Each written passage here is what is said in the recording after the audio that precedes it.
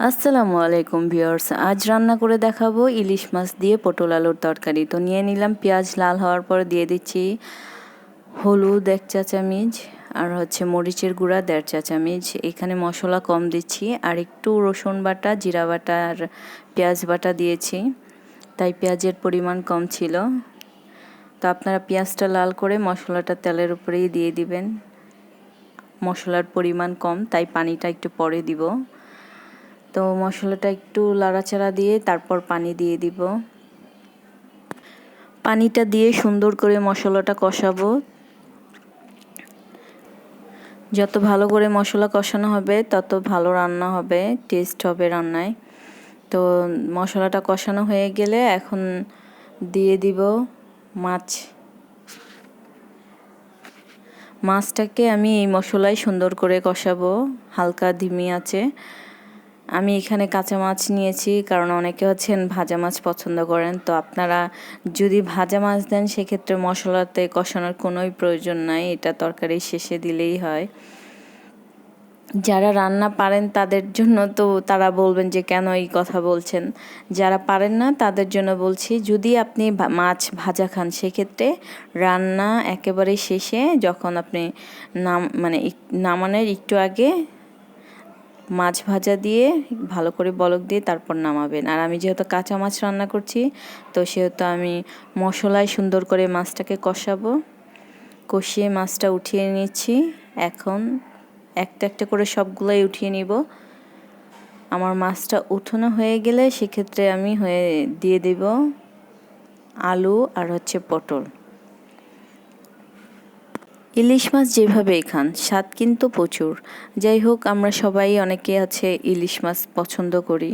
তো আমি আলু আর পটল দিয়ে সুন্দর করে কষাবো।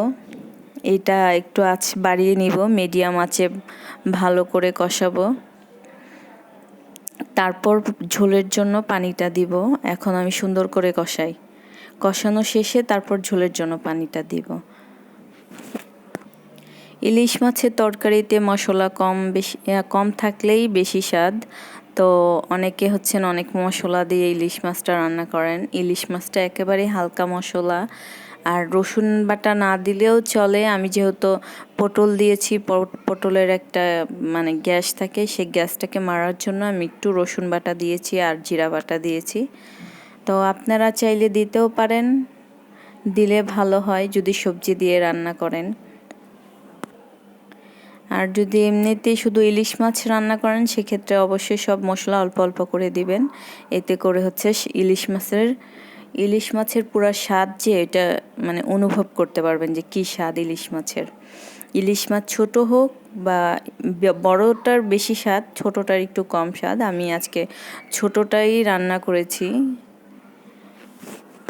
তো দেখতে পাচ্ছেন আমার পটল আর আলু কষানো প্রায় শেষ পর্যায়ে, ভালো মতো কষিয়ে নিয়েছি। আপনারা অবশ্যই মশলাতে পটল আলু দিয়ে সুন্দর করে কষিয়ে নেবেন। কষানো হয়ে গেলে তারপর ঝোলের জন্য আমি পানিটা দিয়ে দিব। এখন আমি ঝোলের জন্য পানি দিয়ে দিচ্ছি।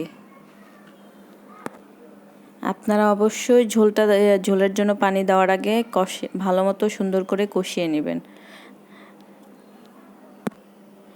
ঝোলটা টেনে নিবে।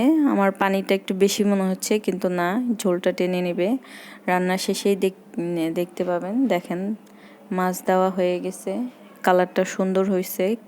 মশলাটা আমার মতে কম দিলেই ভালো হয়।